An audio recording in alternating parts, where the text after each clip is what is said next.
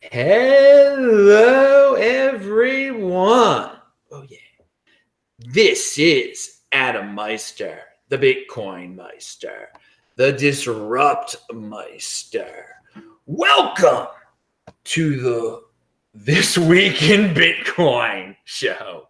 Today is June the 7th, 2019. The shirt says strong hand, long-term thinking. One Bitcoin equals one Bitcoin. Unconfiscatable. Bitcoin is the next Bitcoin. All right, guys. Don't FOMO on altcoins. We know JW doesn't FOMO on altcoins. And we know Boris doesn't either. So this is going to be, these guys could always, they have a lot to say always. So we only need two guests this week, baby, because it's going to be hardcore with two guys like this. So get ready to pound that like button with your strong hands. We're going to talk about what might be FUD, but what might not be FUD. And anyway, some country is going to do something like this. Anyway, one day, let's talk about India. The news is anybody in India dealing in cryptocurrencies will be sent to jail for 10 years, says a proposal in the draft of banning cryptocurrencies and regulations of official digital currency bill 2019. According to a report by Bloomberg Quint, the penalty is applicable to those who mine, generate, hold, sell, transfer, dispose, issue, or deal in cryptocurrencies directly or indirectly. There's like 1 billion people in India. That seems like a pretty harsh law. A guy from India actually sent me that link. There are people that saying it's not true now. The Indian government is saying it's not true now. Indian government is a tremendous bureaucracy. The left hand doesn't know what the right hand's doing anyway. If it's true, if it's not true, one day we're going to have to deal with a major country doing something similar to this. What do you guys have to say about this? Well, I can start. I mean, it's the whole idea is so insane that I'm actually kind of curious what's going to happen if they would really do it. I mean, what does this mean for Bitcoin? It's basically one big advertisement for cryptocurrency and for Bitcoin in particular. I mean, you want to hold the strongest thing that's able to withstand these kind of attacks by the government. And this is going to be one big showcase of why people should have Bitcoin. And most people in India don't realize that yet. So a part of me is kind of curious, you know. I mean, I'm glad I'm not living in India under these circumstances, but I'm kind of curious what would happen. Yeah, absolutely. And, we've seen stuff like this with China, right?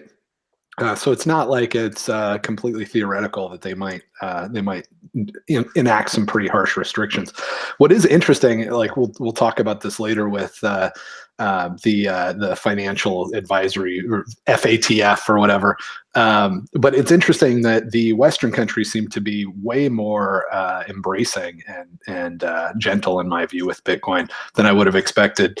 If the countries that like Iran and Russia continue to not embrace it as intensely, or countries like India push it away, it's definitely it's a player, right? Like it has pros and cons for different governments, and now it's being used as sort of a chip, right? So it's interesting that it seems to be an advantage in the eyes of a lot of countries and not an advantage in the eyes of other countries. I would have expected it to be seen as just evil in the eyes of all government leaders, right? But there does seem to be enough desire for it in the US and other countries, even among leadership, that don't seem to really care whether it destroys the USD or replaces the USD or not. And maybe that's because we're getting to a point where the USD isn't going to hold up much longer, and they kind of know that we need a plan B, or maybe it's because they're more focused on the way that it will impact other countries that are fighting with countries like the US. It's hard to say exactly how this all plays out, but it's interesting that it is it's on the world stage, but it's not universally vilified by government. So that's kind of surprising to me. I want to say, going back to what Boris said, this is a great advertisement. Someone put that out on Twitter, and then I didn't think about it. But then when he just said it, yeah, it's a great advertisement for Bitcoin. I hope it is true. I hope I don't want the people of India to suffer and get arrested and sent to jail for 10 years or anything like that. But I hope this was a real proposal that some ludicrous bureaucrat in India's tremendous parliament came up with, and people are going to wonder, well, and then they'll say, well, it's not true, but then it'll still pique people's curiosity and be like, well, what is this magical thing that the government doesn't want me to have? Because again, they're not saying this about gold, and India is already supposedly a lot of people are into gold there. They're not threatened by gold. I mean, again, if this is true, they're not as threatened by gold as much as they are by Bitcoin. And yeah, very interesting point that Western countries seem to be more. And good for them. I hope everybody embraces it. I am logical. I know there will be some countries that really actually try to arrest people for having Bitcoin. But you know, JW actually brought up the FATF, and we talked about it last week. And the guys that were on the show last week, they didn't seem too concerned about it. But Boris, you want to elaborate on it a bit more? Yeah, the Financial Action Task Force, basically it's a political instrument. Its chairman is American, but the whole organization is based in Paris. And what they do, they make recommendations on money laundering laws, stuff like that. And basically they're recommendations for a lot of countries. They sign this agreement and it's mandatory. So when you hear stuff like Iran, it's being banned from the SWIFT money transaction system, those kind of regulations start at FATF. And what we were just talking about in India, I mean, I don't know much about Indian politics, but you can be sure that people inside the FATF and inside of Western governments are having the same discussion. I mean, they're not stupid enough to bring it forthright into the press like the Indians do, but it's the same stuff. Everybody is thinking about how can we regulate this monster that's coming at us. And what FATF is doing is that they're saying basically every transaction that's coming from some kind of custodial entity needs to be registered, and the counterparty needs to be registered as well. Basically, that means if you buy some Bitcoin on an exchange and you want to send it out of the exchange, you need to register the address that you're sending it to as well. And most countries that they're advising have already told them like it's practically impossible. How are you going to do that? The problem is I live in Holland, and Holland is a country where if you have a big corporation like IKEA or Starbucks or whatever, or Apple, you're going to register in the Netherlands because you can call up the Dutch IRS and make a deal with them and basically pay no taxes. So Holland is viewed upon as a country that's like very friendly, to put it mildly, towards tax evasion. And Holland is going to be under an investigation by the FATF soon, and that's why Holland is now trying to be the best kid in class and go along with these regulations. So Dutch exchanges are actually quite worried about how this is going to take out. And to give you an example, there was another decision by the FATF which applies to European banks. And that happened in February. And what that means, they enacted a law that's called PSD2, and it means that banks are obliged, or they're mandatory. They have to share all customer data with external third parties that also have a banking license. So Facebook and Google immediately have their banking license ready, waiting for those European banks to share all that information because they have to. And I mean, if you think about it, it's insane. It means that all my financial transactions are going to end up at data, companies that make money out of sharing data, selling data. And again, I mean, Facebook is a key factor in this, and this FATF, basically it's an extension of the American government right now, and that means that it's an extension of big American corporations like Facebook who are making money off data. This is a big problem, and what it means in practice is that you're going to have I mean, if we're not careful, we're going to have a situation where you will have these Bitcoins that are registered and these Bitcoins that are not registered. And I mean, we're all talking about fungibility, but from a theft perspective, we're moving towards a situation where it could be feasible that certain Bitcoins who have been mined early on or for some reason not traceable, they're worth more because they're not traceable. This is something that could actually happen because of these rules. Wow. Well, you do seem concerned about this. We need an answer to fungibility where we wouldn't really have to worry about this, though. That would be nice. JW, what do you think about this? Yeah, you know, I feel like I live in this dark world where every time I get news, I'm like, oh, that's good news. And everybody else is like, oh, this is terrible news. I can't believe this is happening, right? So like a good parallel is what's going on with YouTube right now, right? Like the YouTube censorship. Everybody's like, oh my gosh, they're shutting down, all these conservatives in the US and that sort of thing. And I'm like, no, this is excellent. Like when Vox Media is freaking out and these places are freaking out, this is their death rattles, right? This is their last play for control of the media. It's over, it's done. And they're attacking YouTube, but YouTube isn't even the thing anymore. Like all the kids have already moved on to BitTorrent, right? So it's like, it's nothing but good news from my perspective to see these old institutions dying. This FATF stuff seems like really good news to me too, because I live in the US and I know for a fact that if I've ever bought anything on any exchange, that stuff is in a database. It's been shared 6 ways from Sunday, and it is just a ticking time bomb before all of that data is out, not just with companies like Facebook, but public, right? We're going to have another Equifax, and it's going to involve all of the exchanges and all of the central, repository data that the anti-money laundering task force or whatever in the US keeps all their stuff in. It's literally just a matter of time in my mind. So for me, I have screwed around and I've bought a little bit of Bitcoin here and there on registered exchanges. I fully expect that to just be absolutely public and in the hands of everybody within the next 10, 15 years at most, right? That would be like very optimistic.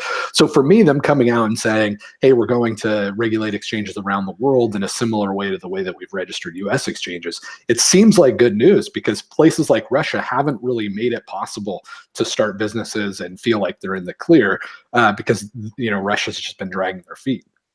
So if they go along with this stuff, and it's not good, but if I never had any hope that there would be a way to buy Bitcoins from a Fortune 500 company and have that be anonymous, right? Like that was never on the table. So I do think that it's probably okay. I'm not really worried about the fact that they're going to record the stuff, right? Like all this stuff is already being recorded if you're in the US. And I don't think that means that we're going to end up with Bitcoins that have been bought and like tracked on an exchange. And then we have other ones, and there's somehow a huge market difference between the two. But if there is, I'll probably be arbitraging those and throwing them through Wasabi or something else, right? And turning the unregistered ones into mixed up with registered ones and just destroy the whole potential. So I'm not terribly worried about it. I actually see it as good news, and it seems like everything is headed in a really, really positive direction for Bitcoin adoption. The other thing that I'll mention is that I'm really bullish on the whole stablecoin situation. I know we're going to get into that, but stablecoins on something like Liquid, where you can swap in and out of Bitcoin, that's nothing but a good thing. And there is no way to enforce registration there, right? That's very peer-to-peer. You're able to just do it, right? And there's nobody even to talk to register with. So that's the long-term solution in my mind for onboarding people, not these Bitcoin banks that are just they are what they are, and they were always going to suck. All right, Boris, did you any follow-up to that before we move on to Facebook coin? Yeah, there's another side to it, and that's that this is actually great news for big time investors and funds and capital funds and investment funds. I mean, they're cheering like kids with every bit of regulation, because it means that it's safer for them to invest in something like Bitcoin. And actually, I think we'll see more of this stuff, and we'll also see the price rise, and it will be connected in some way.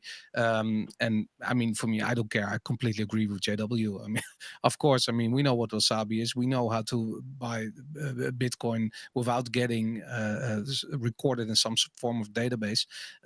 Yeah, and the people that don't, that sucks. But I mean, I guess that's part of the rabbit hole. You have to learn, maybe the hard way. This will get more people to learn, I guess. Pound that like button. Well, let's talk about sharing information and stable coins and big corporations.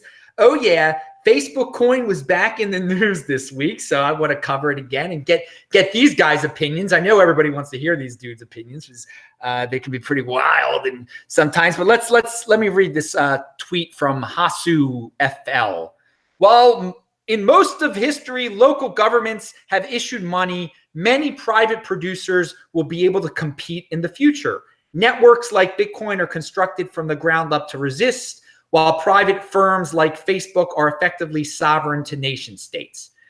With all that being said, I think this is the evolution of money that we're seeing right now, and private money. People, if Facebook comes out with their own private money, sure, it's not as good as Bitcoin, but it's not a government issuing a money anymore. It's something different. It's getting people into the mindset of, wait a second, a government doesn't have to issue money. And I believe that it'll get more people into Bitcoin in the long run. So I've been taking the news. I've been very interested in the news and seeing how this develops, if they really issue their stable coin this month or not.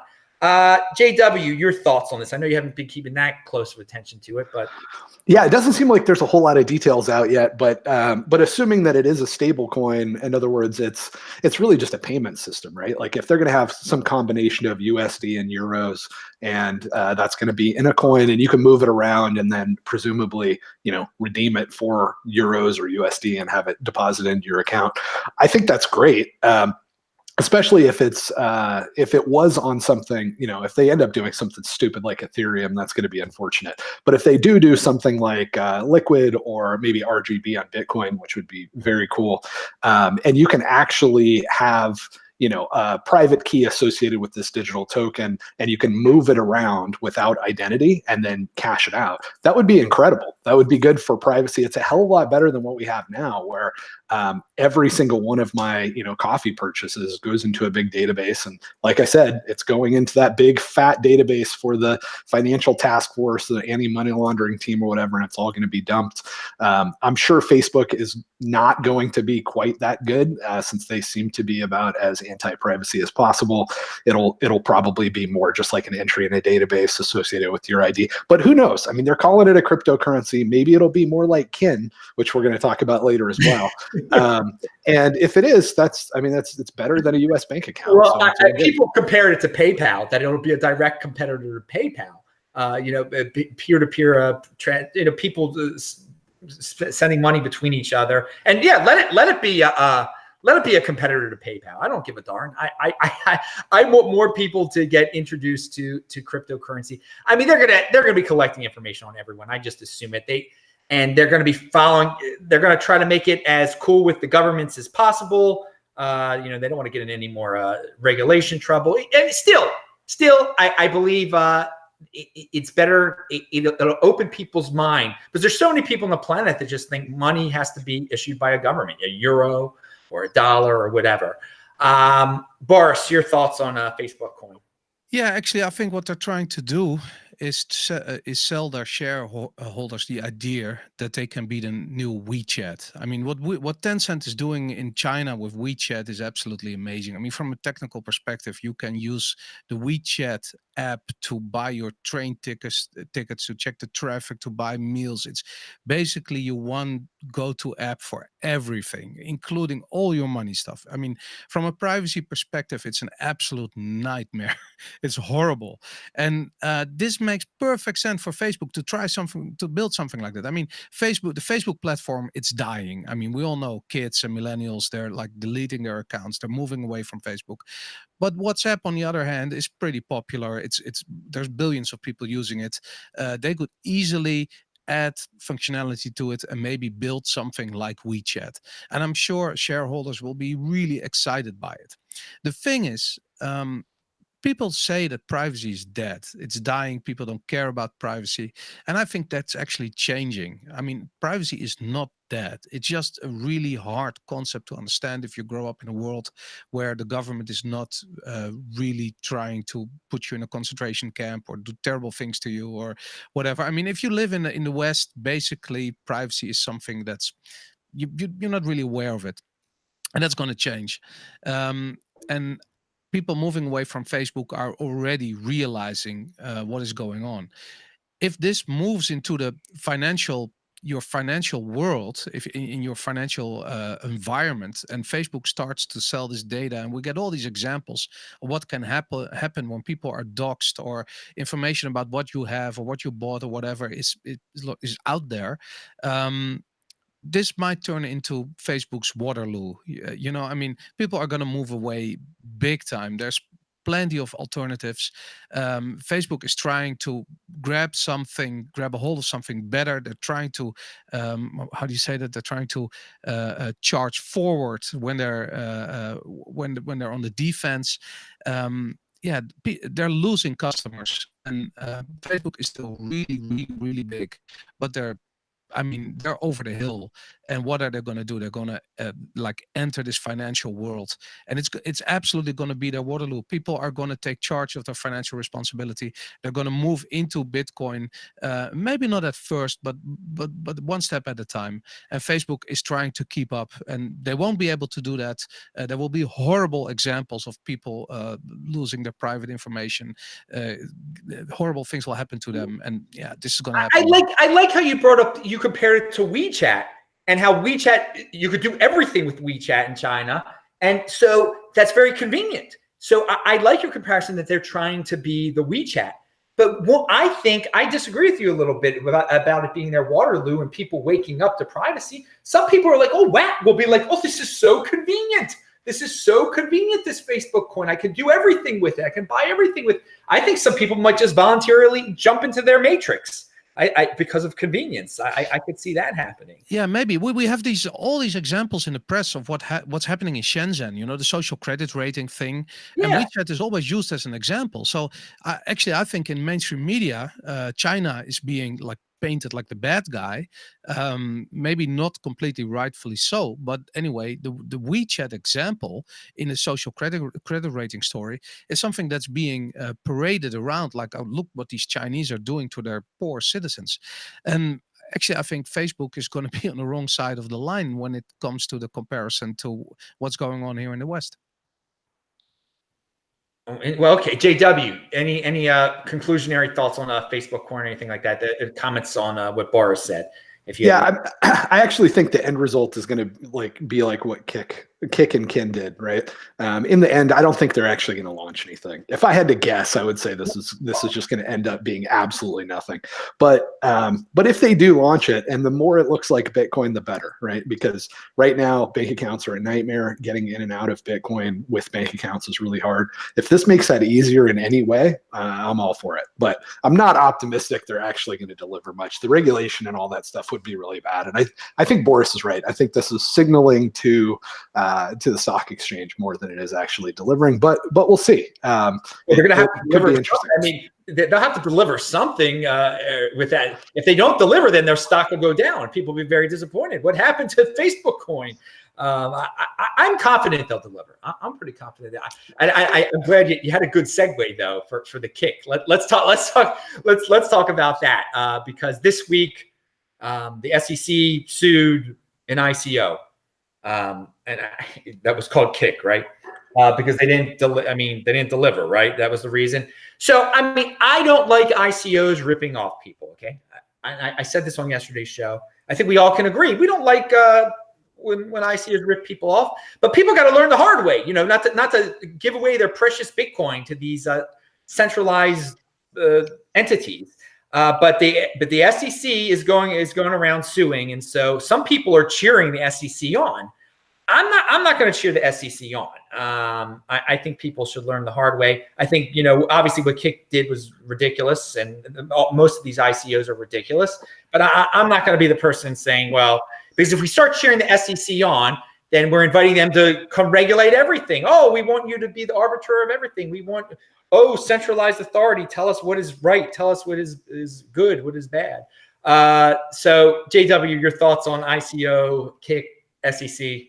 Yeah, actually, it's kind of funny because I think the Kick ICO may be the least scammy and the most legitimate of all of them. They were a pretty substantial company. I think they had. I mean, I've gone back and looked at this and some of the marketing stuff. They said that they were the largest social network among people like 14 years and younger. I think. Millions and millions of users. I mean, not a small little, you know, not a, you know, I don't know, all the goofy stuff, right? Like Stellar and all this stuff. There's like no users, no use case. Huge social network among a pretty desirable age demographic, right? And And the coin that they were going to launch actually had some use case, right? Like you could, similar to what we're talking about with Facebook, it wasn't going to be a stable coin, so it wasn't going to be backed by anything. But the idea is we have all these kids, they like to play with points. We already did a pilot program with points. That's pretty legitimate compared to what everybody else did, right? Like they actually ran something with, I don't know, kin points or something like that. And it had a lot of usage and a lot of excitement. And they thought, all right, we'll go ahead and roll this out and make it even bigger. And we might as well raise some money while we're doing it, right? So they raised $100 million. That's a lot of money, but it's not that much money in the ICO craze end of things.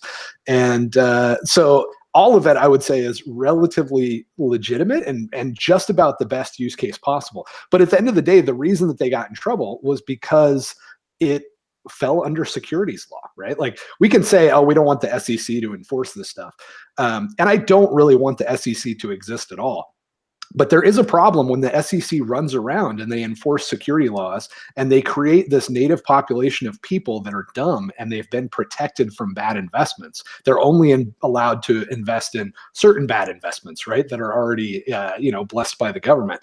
And then all of a sudden they're able to invest in these really scammy coins, right? So they're set up for maximum damage in that way. So I would rather the SEC not exist at all, but if they're going to enforce this sort of stuff, if at least it's predictable, that's probably better than if it's totally random. So I kind of have mixed feelings about it on that front, but ultimately I'm happy because I am so sick of all these ICOs and all the scams. And now if Kik, who was way more legitimate than everybody listening to this podcast, I bet 30% of them have bought one of these stupid things. And they know that their stupid thing is stupider than Kik and Kin. And Kik and Kin are going down because they're getting sued. So I think that's great. Get out of your crap coins, get into Bitcoin, or, worst case scenario, at least get back into the US dollar or something like that. I'd suggest Bitcoin's probably a better call, but get out of all of, if you're down 95% and you're waiting for alt season or whatever stupid justification, bite the bullet, be a man, know that you kicked yourself between the legs, but stop. Don't keep doing it. If you hold it for another day, that's like you bought it yesterday. So sell the crap and get rid of it.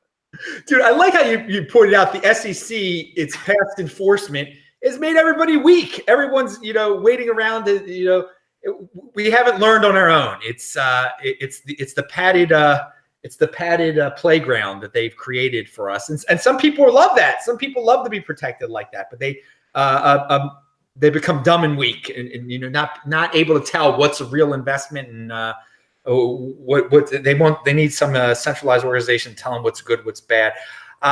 Boris, your thoughts, SEC and ICOs? Yeah, absolutely. I mean, I'm not a big fan of government organizations like the SEC, but you got to give it to them. I mean, they are the reasons that they come up with to charge the skin. It's spot on. I mean, I really, really, really hated the ICO period, and the reason for that is that all these ICOs, they were basically selling less security and more how do you call it, more speed or better use cases, and they were selling it.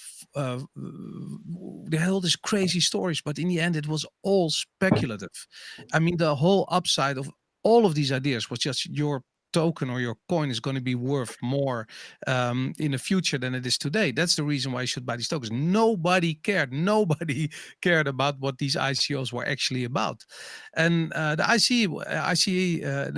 SEC is that's exactly what they said. Like, it's a security. People, they were selling the idea of a return on investment that's not based on anything. I mean, the whole functionality is not even there. And so actually, I don't mind what the SEC is doing. I like it. I think we have to be aware that in the I mean, this is what we see on the websites, on Twitter. Everybody's talking about this, but behind this is there is an army of ICOs that are going bankrupt. The founders are disappearing. I mean, I have my mailbox is filled with, just in the Netherlands, of companies that are going bankrupt. I mean, we had Blockport going bankrupt just 2 days ago, which was supposed to be the next big social exchange thing. They did a double-digit million ICO, and a year and a half later, they're bankrupt. I mean, you can imagine what happened there. Same thing with a project called Follow Coin. I mean, I've talked to these guys once. It's an insane concept. They did an ICO, and now they're just poof, they're gone. Nobody's answering their email anymore. I mean, it's not just these two examples. There is literally hundreds of these. So we had in 2017, we had the thousands of new tokens and coins and ICOs. And what we're seeing right now is that everybody is scrambling to get out of this because they're going to either go to jail or, I mean, there's going to be people who are very upset about losing money going after them. And we have examples of that in the Netherlands as well, by the way. Some criminals putting a drilling machine into some guy who did an ICO. That stuff is going on. Absolutely. So I think, to be honest, what the SEC is doing is giving a great example of what all these ICOs are can expect in the future, in the near future, probably. And to be honest, I'm kind of amused by it. Now, I'm glad you brought up the Netherlands, by the way, because people later in the show, we're going to be talking about an event that's going on in Amsterdam this weekend. I guess it's brought a lot of crypto people over there, but we're going to, you just reminded me of that, so I wanted to give everyone a preview. Now, I want to also read in the super chat, the Having Show sent 20 Norwegian krona. Thank you. He says 50,303 blocks until the halving. Strong hand.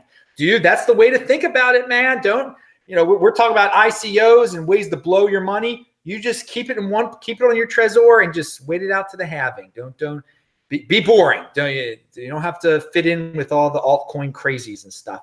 And Roman Q had a question, and we're going to save this question to the end because I think JW could probably talk about this for an hour or so.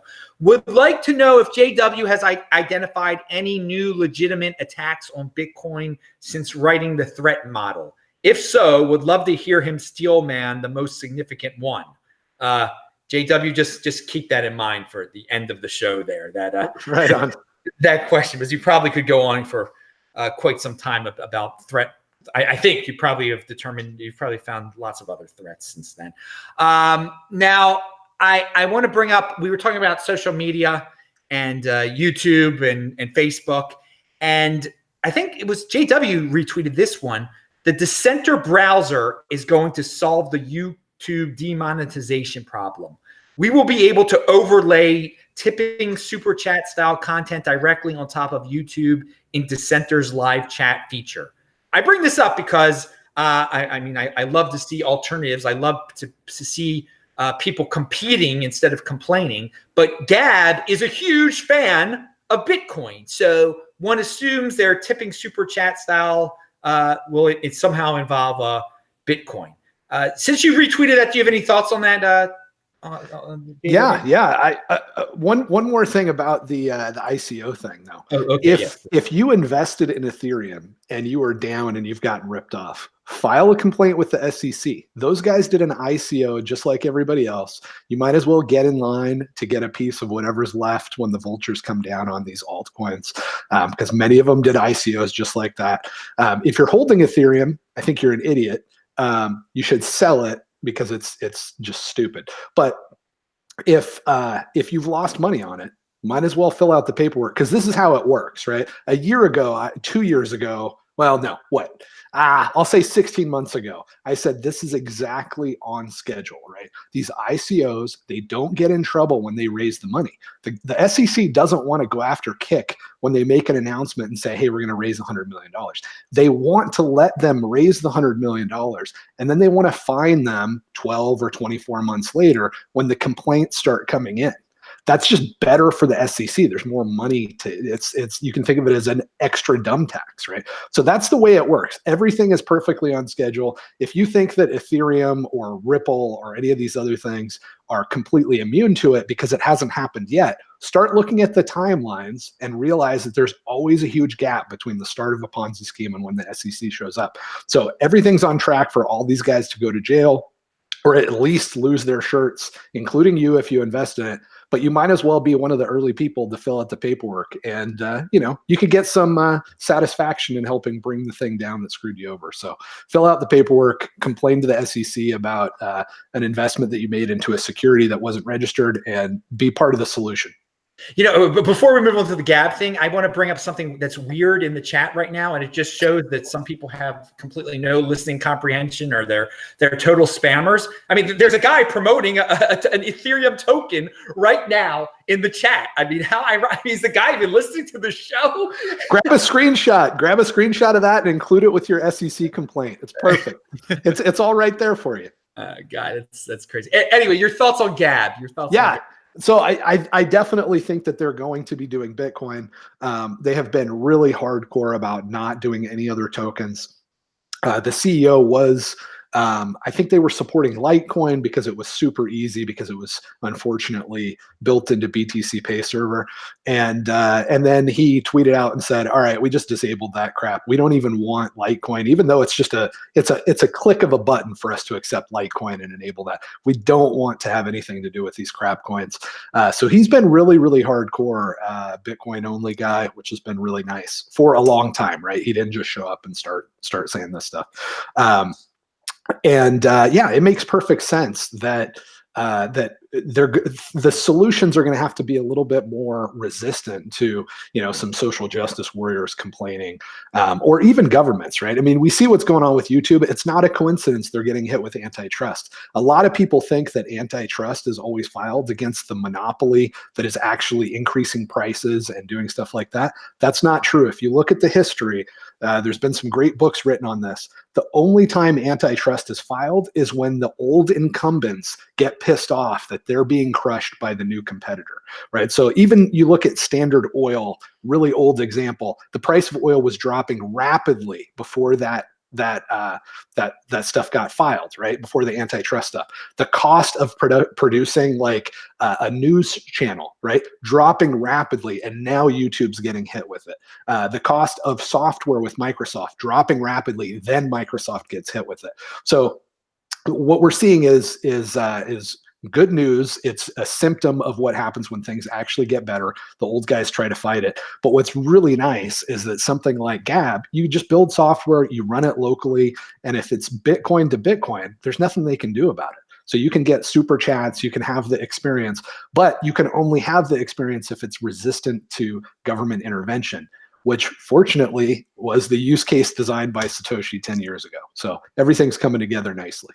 Well, yeah, I wish Gab good luck, and anything that could bring Bitcoin into more people's hands and alternatives to the current platforms, I'm open for it. I'm not into, trying to tell Facebook and YouTube what to do and be a social justice warrior, complaining about every little thing, and let them be social justice warriors. They could do it. Let's have someone that's not a social justice warrior.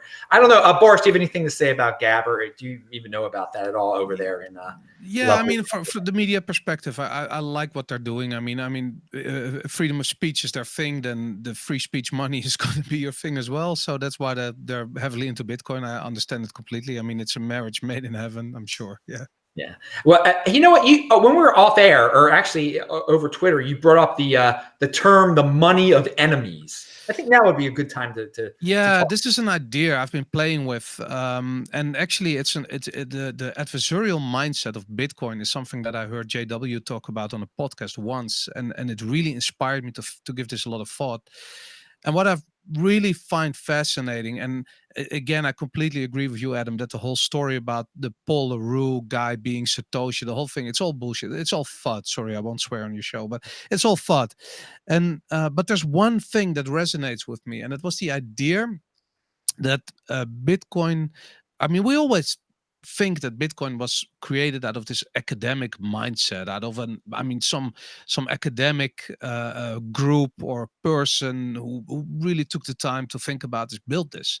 But what if Bitcoin was invented by someone who needed it right there and then for some reason?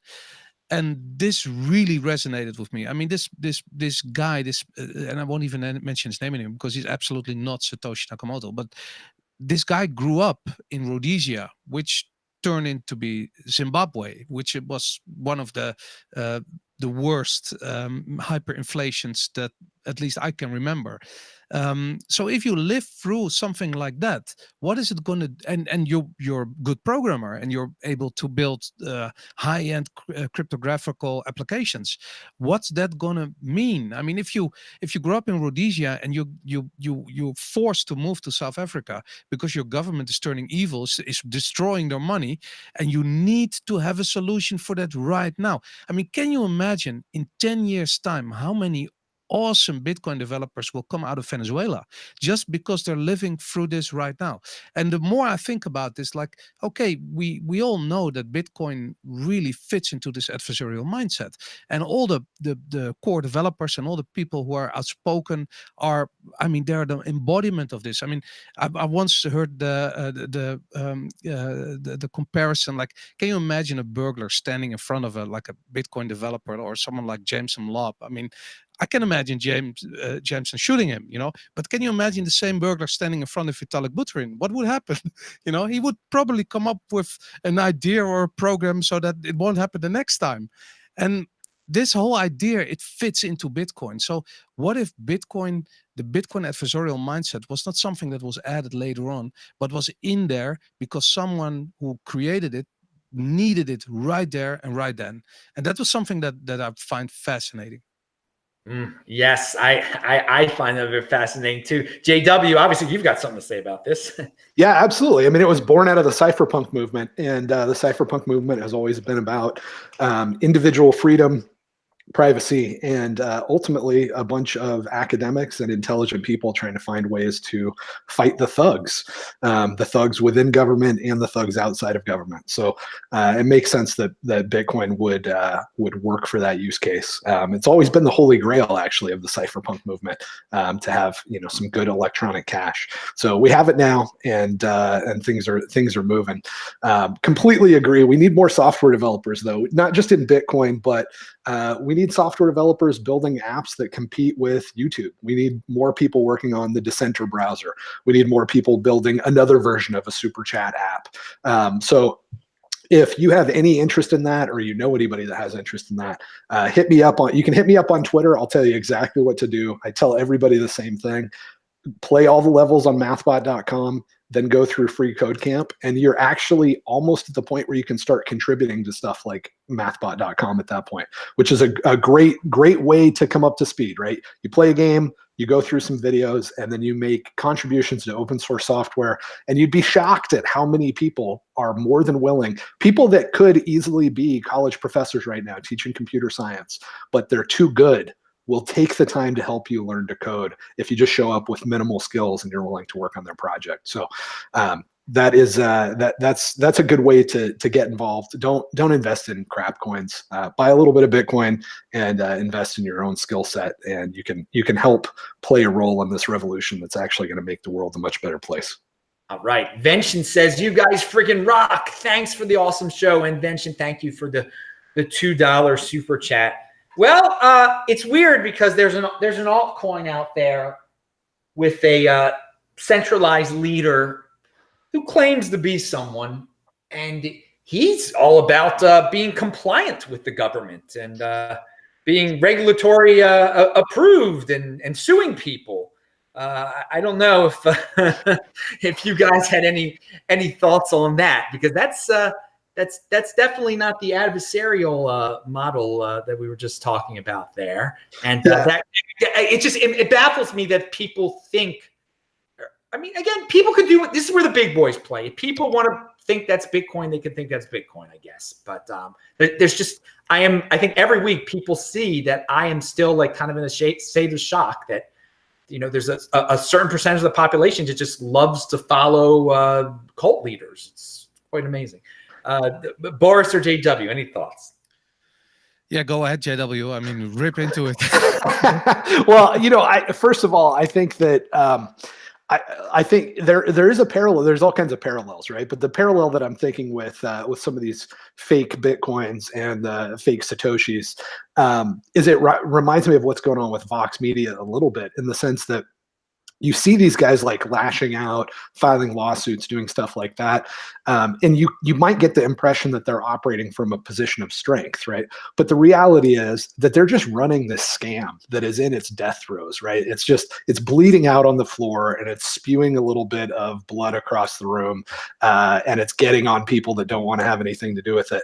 And it seems like it matters, but it just doesn't. Like it never did matter, right? Like Bcash, for example, like when it launched, the futures market told everybody, and I wasn't really paying attention that much, but I have gone back and looked at this stuff. Like the futures market made it really clear to everybody this was stupid, right? From day one, it was way under 20%, I think, of Bitcoin, and that's when there was a huge marketing push and a bunch of effort. Now, I don't know, what is it? Is it 5%? But like the market is telling us very clearly that the stuff is stupid.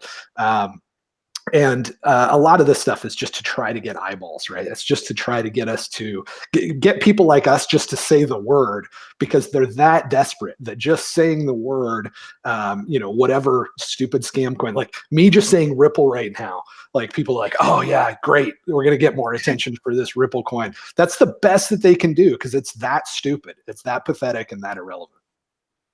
There are a lot of altcoin fans who really love when you just say their name. I get that a lot. If I say a name of an altcoin, they're like, "Oh, you must like it." No, I'm just mentioning it. All right, Boris, I don't know if you got anything to say about these. Yeah, it's easy. I mean, it's a scam coin. These guys are scammers. They are likely to work with the government because they did something wrong and they know it. And it's not the first time. I mean, from the court case, we already know that he was working with the DEA. And now again, he's running to the government to get some form of approval because he knows damn well that what he's doing is a scam, and he's going to end up in jail for it. I mean, one day, and he's trying everything to avoid that. So, yeah, you might as well try working with the government. Why not? I mean, from a technical perspective, his project is absolutely horrible. There's absolutely no decentralization when you start suing people. It's absolutely ridiculous. It does nothing, and like JW said, I mean, it's a laughing stock of altcoins. I mean, altcoins are bad, but this is like the gutter of altcoins. It's really, really, really bad. I don't even think he's trying to work with the government, right? Like, I think that this is like daytime television soap opera sort of stuff, right? It's just really lowbrow, trashy marketing, trying to appeal to the dumbest people that may throw $50, right? I mean, it's not even like the infomercials on late night TV quality stuff. It's just so dumb and so bad. And part of it is like the stupider it is, the more tempting it is for guys like us to talk about it. So they're not completely wrong, but it's just very low quality. It is not, I mean, it's not a respectable, it's not an interesting attack on Bitcoin even. It's so irrelevant. JW, they've got Gigamex, man. They've got Gigamex. I think that the fact that it's not interesting is maybe why the mainstream media and the crypto media kind of they stick with it, because it's this simple thing everyone can understand. Like, oh, I mean, we have a new fake Satoshi every year. It seems like we got to have a story about, well, this guy could be Satoshi, this guy could be Satoshi. So it's a very easy thing to explain. Well, this guy could be Satoshi. It gets eyeballs when you can say something like that.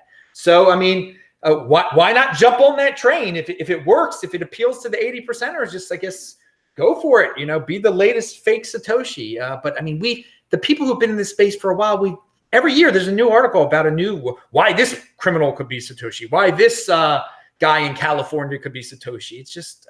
To me, it's so played out. I can't understand why people really care that much anymore. But it's a big deal for some people. Whatever. This is where the big boys play. You're going to learn again. If you think you're buying Bitcoin and it's not Bitcoin, well, you'll learn the hard way. Bitcoin is the next Bitcoin. Pound that like button. Well, let's talk about Bitcoin. Let's talk about storage, and let's talk about the controversial JW Weatherman, because he's a controversial dude. He's got some tweets out there, and you are an interesting character, JW. There are some people who they vilify you. They really vilify. I mean, I like that you come on my show, you talk and everything, and that you do have different opinions, and you don't just go with the crowd. Definitely, fitting in is overrated for you. And you talked about the CASA situation. And here's a tweet that sums up some of the situation. This is pretty much my line of thinking. This is not your tweet. This is from Heavily Armed Clown. This is pretty much my line of thinking. I don't understand how a custody service that specializes in key management isn't always going to be a wider attack vector just by notoriety alone, not to mention the cost. So I am a guy who is just all about controlling your own private key. So when I see someone like JW kind of saying, well, what's up with, these third parties controlling our private key? Is it worth it? And again, I know it's complex. It involves a lot of Bitcoin, and sometimes corporations need other people to hold their private keys. I'm interested in something like this, but you were attacked for this. But so tell us what's going on. Your thoughts on CASA and key management. Yeah, there's a really interesting herd effect that I've seen over the last year in Bitcoin, where if somebody's a good guy, then he's a good guy no matter what, right? And we just have to treat him like that, right? There's like this weird level of hero worship and that sort of stuff. So that's definitely, I think, the underlying thing and the reason that I'm getting so much hate. If I was being critical of something that Coinbase did or a service that they provided that was identical, everybody would be like, oh yeah, JW is the best. But because Jameson Lopp is associated with CASA, it's like he can do no wrong. My personal feelings with Jameson Lopp are, I don't think he's a good guy.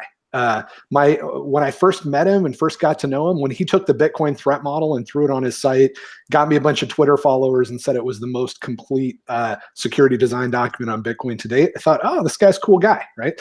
But then I was on WCN with him, and he was trying to talk about and have a conversation about how whether Lightning is or is not an altcoin, right? And I thought, all right, you know what? I don't know if he's a good guy, but that was like a year ago, right? So I wasn't immediately like, oh, this guy's evil. But then he's tweeting out about Grin, right? Grin is one of the most recent significant attacks on Bitcoin that have happened, right? To answer a little bit of the question that we'll get to later.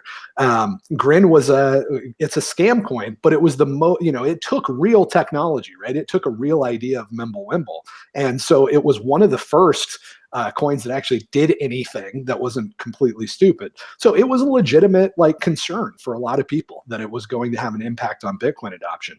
And Jameson Lopp quotes a dead man that is responsible for a lot of the work on Bitcoin in a really greasy way and says running Grin, right? So at that point, I'm like, all right, this guy's an evil bastard, right? You're going to quote Hal Finney about running Bitcoin, and you're going to quote it regarding an attack on Bitcoin. You're definitely in the, evil son of a gun category now. But again, I still didn't really come out very hard against him. I unfollowed him. I said he was a bad guy. But that's sort of the overall context and the reason that there's so much emotion around this, because people are not looking at this stuff as like software and being objective. It's all about whether you're in the left tribe or the right tribe. And it's unfortunate. That is a lot of the talking points of some of the scam coiners, right? And they're not wrong. Like, there are a lot of people that are associated with Bitcoin that are just brain stems, and they just have a tribe and that's all they got. And they'll do whatever for or against anybody that attacks their tribe. And it's really particularly pathetic when they're, playing with themselves in their mom's basement and they don't have any real friends because it's all a conversation on Twitter anyway. Like, come on, how do you really feel like Jameson Lopp loves you, right? But here's the criticism, right? The criticism is CASA is a service that sets you up with a multi-sig wallet of some kind.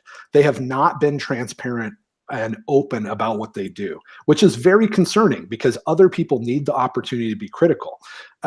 So they've been fairly quiet about it. The little that I've known is that they hold one of the keys. So my criticism is, look, this doesn't make any sense, not just for CASA, but for any of these services to exist where they say, we're going to hold 1/3 of the keys necessary to access your life savings. And everybody in the world knows that we're holding it. And then we're going to authenticate you to use it, right? So how do you authenticate? Like, let's just say that Adam gives a key to CASA, right? CASA holds that key. Well, now how do they know when they're supposed to use that key on Adam's behalf? That's an authentication problem. The irony is that the solution to that problem is called a key, right? Do you see how circular and stupid that is? You don't feel good about being able to hold on to your private key for Bitcoin. You might lose it. So you give them a key. But then they need you to have a key to authenticate yourself as Adam to get to that key. It's madness. So there's multiple reasons that I think that it's a stupid idea. But if you do need to secure your Bitcoin, a 3 of 5 multi-sig is not a bad idea. I could absolutely imagine you putting one in a safety deposit box and one with an attorney. It's going to cost you a lot less than $10,000 a year for your attorney to hold on to a document. They do that basically for free all the time. They're very good at it. And they're not going to be a huge security attack, point of failure, right? People are not going to go, oh, I'm going to go after PricewaterhouseCoopers and go through all of their stuff and then find the Bitcoin keys, right? But people are going to attack CASA, right? They're a huge, obvious, as Heavily Armed Clown pointed out, focus of attack. So you get very little out of them holding your key. Now, there's other stuff that they do, but again, I don't really have much data on that. One thing that I will say is that they say that they help in the setup process. They help you work this through and organize it. 2 huge red flags with these guys. One is that they said that they do think it's a good idea for your lawyer or your CPA to hold your key, but many lawyers and CPAs they work with are only willing to do it because they know they get 24/7 support with CASA. That means 2 major problems. One is the accountant or the lawyer knows that they're holding a key. Why? That's stupid. You give them a sealed envelope that says open under death. You don't give them something that says, hey, here's access to 1/3 of my life savings. This is a bad idea. And then on top of that, they have access to somebody that has another one of the keys. So now you have your accountant who has one of your Bitcoin keys calling CASA for support. Well, I hope that support technician doesn't realize they only need one more person. Maybe it's also the lawyer that calls CASA for support to access your entire life savings. So the little bit of information that's trickling out about how these guys operate, it's all bad news as far as I can tell, but they haven't been super transparent about it. And it is possible that their setup service is actually, maybe there's good reasons for it, right? Maybe I'm missing something. But at the end of the day, don't let them hold one of your keys when there's cheaper and better options. And I do have concerns about the other stuff as well. Again, you bring up some legitimate points, especially the last one. I mean, if people understand what they're really doing here, they can find cheaper alternatives. But again, there are corporations that want a. I mean, it looks good. I mean, they have a good sales pitch. They have a famous guy behind them and everything. And I think there's a comfortability level there. And to each his own. Again, to clarify real quick, my main criticism is for private key. Is for individual personal stuff. If you're a business, I still think it's a bad idea. If you can't trust the CEO, the CFO, and the head of your legal department, and you really think that it's a better idea to hand access to Jameson Lopp and his $20 an hour support people, okay, I mean, that's there might be a use case there. But if you're talking about individual key storage for you and your family, right? The keys that you own, the Bitcoin that you own, I haven't seen any viable use case. And I've been going back and forth with CASA on Twitter. You can see the thread, and they have not directly refuted the idea that you're better off having your accountant with it. In fact, they said that that's the case, but they will be there to provide support. Again, you don't want your accountant or your lawyer to ever want to get support in accessing your Bitcoin. You want them to have it and hand it to you if you ask for it, or if you die and your wife asks for it. All right, JW and Boris are linked to below, of course. So please check out their Twitter feeds. They are interesting places. Boris, I don't know if you have any comments on this, or maybe in general comments about controlling your own private key. No, absolutely. I mean, I think the potential customer for CASA is not necessarily like single persons like us. It's absolutely for businesses. I know that I talk to a lot of people who are starting investment funds trying to hold Bitcoin, and they're all run into the same problem. Like, okay, how are you going to store this? And this thing is, it's such a big problem that is actually turning a lot of investors away.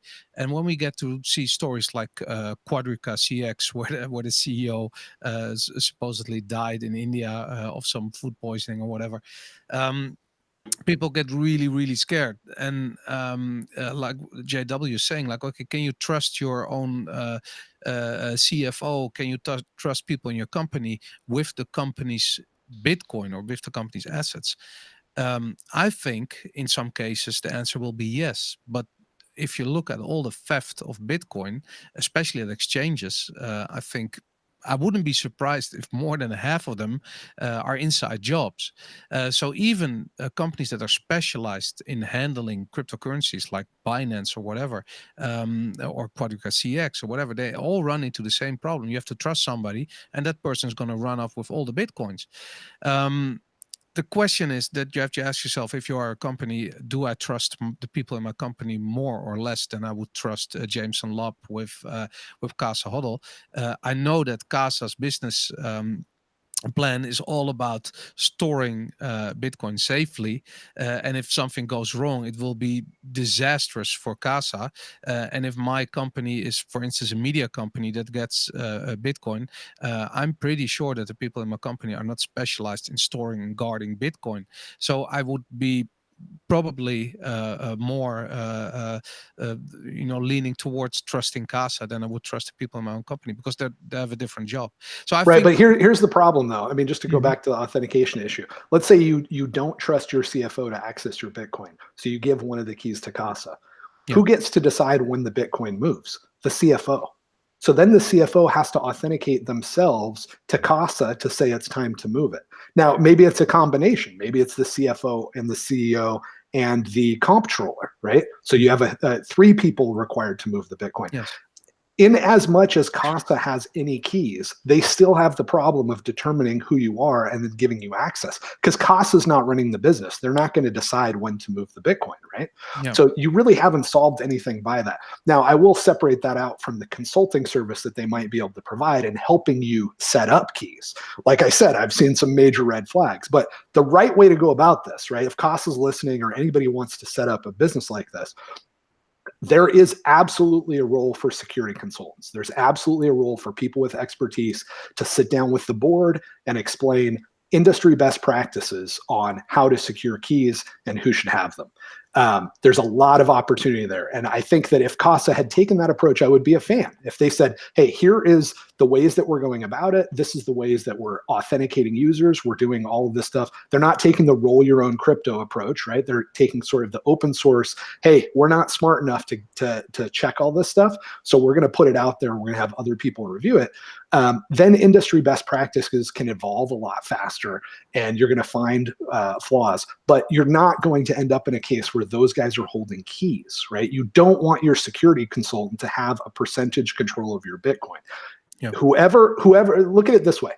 In order to take all the money out of a company's bank account, there's more than one person that has to be involved in that. This is a very similar thing. Now, Bitcoin's worse, so maybe instead of having 2 or 3 people involved, you have 7 people involved.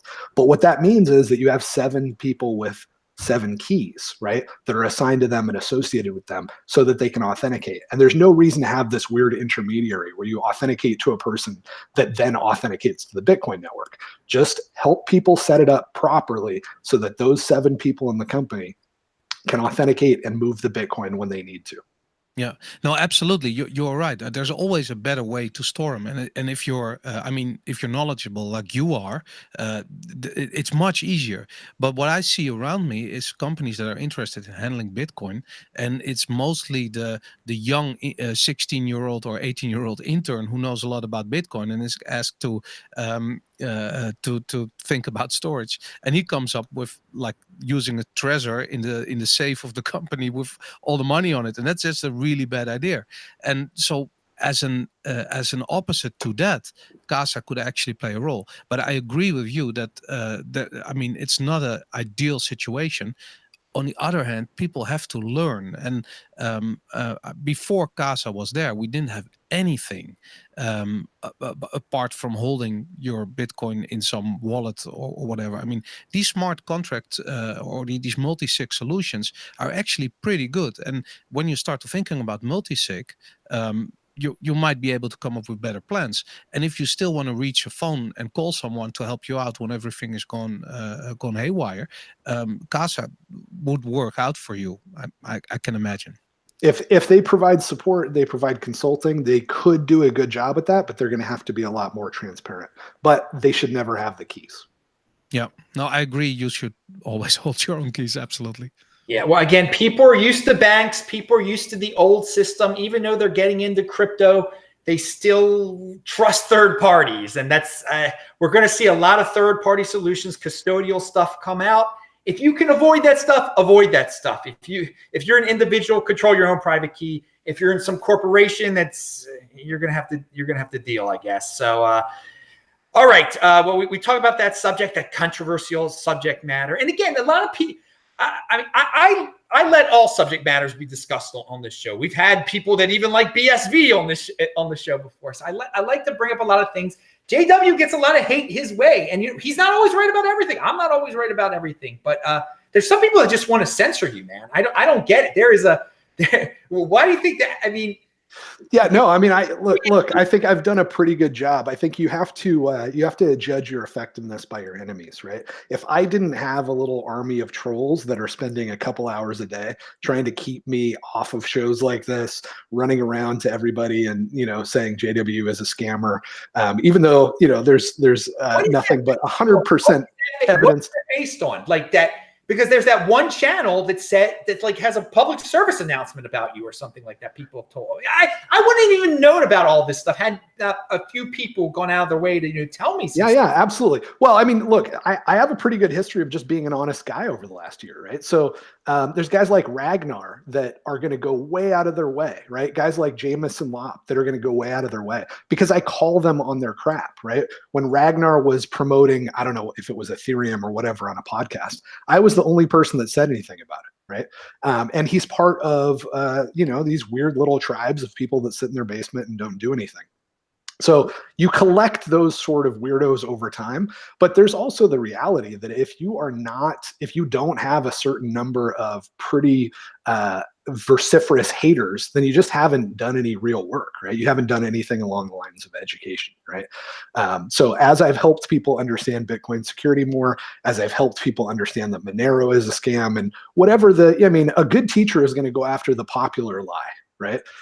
So if you look at the last year and a half that I've been involved, I've always been going after the popular lie, whether that's RSK, whether that's, Bitcoin Cash. It's not a popular lie, right? So you can go after stuff like that and everybody will pat you on the back. But if you point out that Monero is no better and why, you're going to collect a small group of little weirdos. And over time, I think I've done pretty good. I think I may have the largest group of little weirdos following me around the internet of anybody. So I wear that as a badge of honor at this point. Again, I think it is a badge of honor to have trolls. I mean, I've got my share of them and everything, but with you, it's very interesting because there'll be guys that'll be like, don't have him on the show, but then I'll have people like, when's the next time JW is coming on? When's the next? You're polar. You're on either end of the spectrum there. It's very interesting. I just want to know if there was a specific thing you did that got you on the bad side here, because you got kicked off. No, it's been a combination. You have to go. I mean, there's I've collected them over time, right? So Monero got me some haters. Calling out Ragnar for promoting that got me some haters. Calling out Jameson for Grin. Calling out CASA right now. I think that's in 6 months I'll look back and I'll go, oh, those little freaks came from the CASA thing. But these people are completely irrelevant, right? Like they don't do anything. They just run around. And the only reason they exist is that Twitter, they're basically spammers, right? Like if it cost 5 cents to send a tweet or a quarter to have, a conversation, these guys don't have any jobs. They don't have any income, and nobody really wants to hear what they have to say. So they're just a result of spam. And as we get Lightning Network and stuff, micropayments, every time you hit the like button, you get a penny. And every time you tweet, it costs you 5. That sort of stuff will just make these people just fade back into their dungeons. Well, okay, I will get away from the drama here for a second, because I always tell people to ignore the crypto drama. But people have had questions about JW. We got him on the show, so why don't I ask him some questions? So I mean, let me ask you: you've known me? I mean, I've been on the show off and on for over a year. What have I said? What scam did I run? What fraud did I promote? So this is why I was surprised, because Anders. You know Anders from Anders is solid. So I have met Anders in person, and he's a normal guy, and he likes you. Yeah. So when I get a real person that I can look eye to eye with, tell me that you're a good guy, but then there's some people that are telling me, be very, and some of the people that have said things about you, I like and stuff, but then then some of the treatment toward you when people are screaming at you like scammer, scammer, scammer, I don't get it. So actually, I'll tell you what I think was the pinnacle of where I collected the most haters. It was when I called out Andreas Antonopoulos. He is absolutely a scam coiner. He has promoted Ethereum, right? He wrote Mastering Ethereum, right? If somebody wrote Mastering Ripple, we'd be like, oh, he's a bad guy, right? But Ethereum, like the thing about the really bad guys, the ones that do the most damage, is they know how to play the crowd, and they know how to just compromise their integrity just enough to maximize their revenue, right? And so he's done that very, very well. He remains one of the most popular people in Bitcoin. As of now, I don't know anybody else that's called him out other than me that that does these sort of shows and does this sort of stuff. And that got me a lot of rage. But over time, I'll be vindicated with him, just like I was vindicated with Jameson and all these other people, because I have no motivation to say bad things about him other than the fact that he's slowing Bitcoin adoption, and that's bad for my children. So over time, everybody will realize that that it's pretty obvious. But then you just have brain stems, right? You have brain stems that they don't have higher order brain function, and they've already decided that Andreas is their little lord. And anybody that says anything bad about Andreas, even if Andreas is running around, saying really oblique, weird things about Bitcoin Cash and things like that, they're just going to, continue to worship at his feet. But that's okay, because those people don't actually do anything, right? At the end of the day, I'm building stuff, and they're not building anything. When I'm dead, I'll have built several people, and those people will have built several people, and all of those people, including me, will have built a lot of things that make the world a slightly better place. And these guys won't do anything. Awesome. Can I add something to that? Please, please. We have this saying in Holland, and it's like high trees catch a lot of wind. And whether it's JW catching a lot of wind from Bitcoin community, or maybe Andreas Antonopoulos catching a lot of wind from JW, I mean, I love this. This is what Bitcoin is all about. I mean, this whole Bitcoin toxicity discussion that we had a few weeks ago, it annoyed the hell out of me, because everybody needs to say whatever they want to say. You need to point at whatever you think is not right. And once you would not say something, I mean, JW, if you think Andreas Antonopoulos is making a crucial mistake writing the Ethereum book, you should say that. And when people have a problem with that, well, at least they're thinking about it. And even within Bitcoin maximalist, you have there's a lot of friends. They all go to the same conventions. They know each other. And even if somebody knows Grin is not is an actual altcoin, there might be another side to the story. I don't know whether it's an altcoin or not, or whether it's a scam. It could be. It might as well be. It might be just a test for the way that the government's going to react to a nimble coin. We never know. But on the other hand, I think it should be said, and that's what I really like. I mean, I love people that are just out forthright and speak their mind, even if it gets them in trouble. We need more of that. Yeah, absolutely. I can make a mistake, but if I say something, I believe it to be true at the time. And if there's some little fruitcakes that get their feelings hurt over it, it's not going to slow me down. I always say fitting in is overrated, and you're living that life in this space. You don't try to fit in with the various little cliques in the space. I will give you that. In all fairness, though, to you guys, I'm also pseudonymous, right? I have a pen name, so there are these little weirdos that I've collected. And I did an episode on why I use a pen name probably 6-9 months ago. It was one of the best decisions that I made. At the time, I thought, this is maybe more trouble than it's worth. But I have had people try to get a hold of documents that have my home address on it from companies that I've consulted with. Some of these little weirdos that don't seem like they matter at all, they have a lot of time on their hands, and they will do stuff that could make your life unpleasant if given the opportunity. So I don't want to make myself sound like too big of a martyr here. because I've done a fairly decent job with my OPSEC. People don't know who I am. I don't have to deal with, let's say worse than flaming bags of poo on the front porch, right? And anybody else that's in this space that's as aggressive as I am, they probably would have already gotten to the point where they're like, just let the scammers scam, because there's too much personal cost involved. So I have a huge advantage there, and I don't want to make it sound like I'm being more self-sacrificial than I am. But the only reason I'm here is to learn, and part of the reason that I'm able to learn is because I can just say what I think is true, even if it's a company like CASA that I think is making bad decisions. I can say, hey, I think it's a bad decision, and if they have actually some good pushback, then I'll learn from it. And I've done that quite a bit. I've learned a lot over the last year. So I don't know why else to be here other than that, but it does absolutely have some costs associated with it. All righty. Well, we're gonna get away from this subject matter, but people were curious about it. So yeah, we had JW on the show. So the way we're going to conclude is Boris will tell us about the events that are going on in Amsterdam today. How Bitcoin is there. Yeah, it's Breaking Bitcoin. Can I do a shout out to Breaking Bitcoin? It's one of these old school, hardcore, technical Bitcoin only conferences. First time in Amsterdam. It's this Saturday, this Sunday. If you're in or near Amsterdam, I mean, I love what they're doing.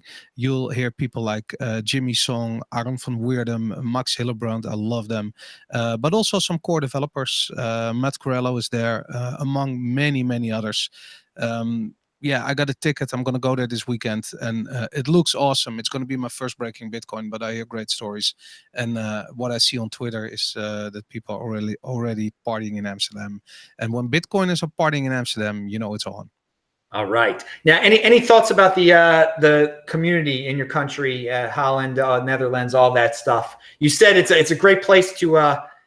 Before when we were talking about the regulation, you said it's a great place to avoid regulation or something like that. People.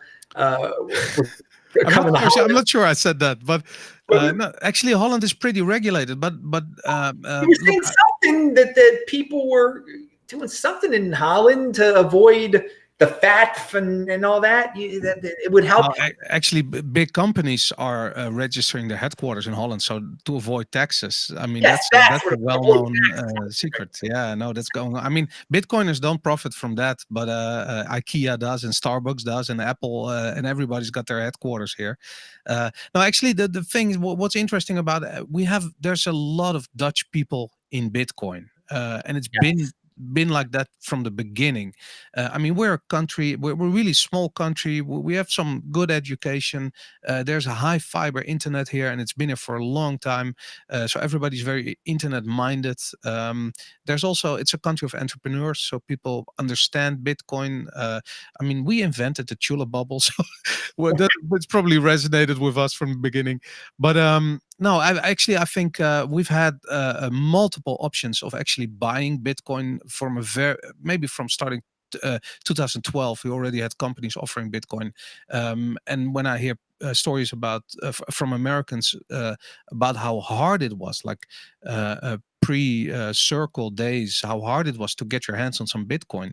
It's insane. I mean, if you live in the Netherlands, it's extremely easy. There's ATMs everywhere. There's companies who offer it everywhere. And yeah, regulation is tightening, but it wasn't as crazy as it was in other countries.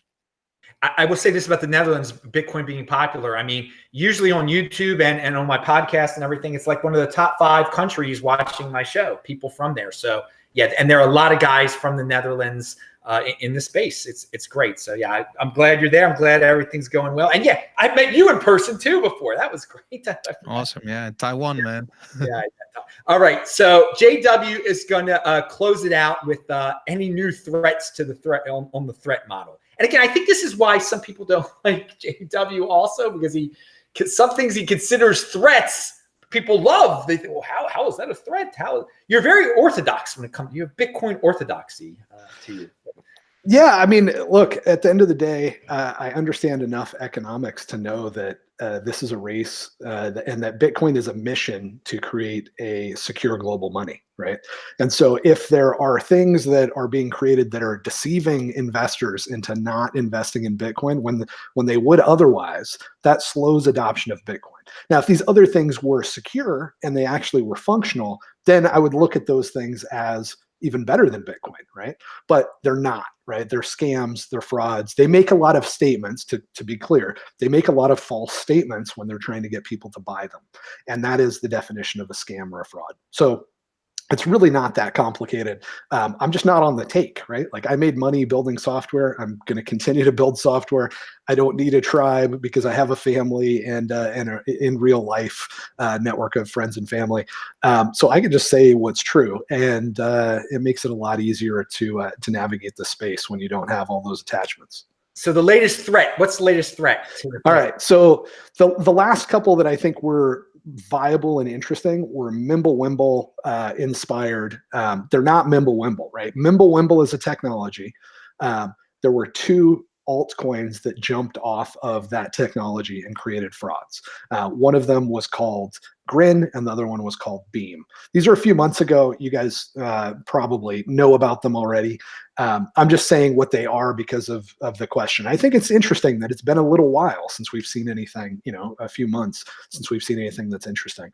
Part of the reason that Grin was a viable attack on Bitcoin is that it had a legitimate claim to being more private and being having a smaller blockchain because of this Mimblewimble technology.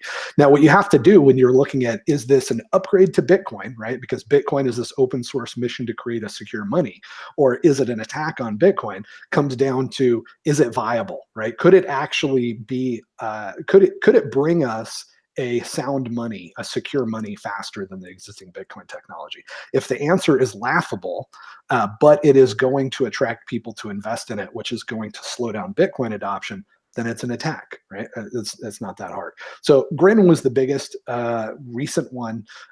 It's pretty much dead. I mean, it's around, but it failed to spend the right amount of money on marketing.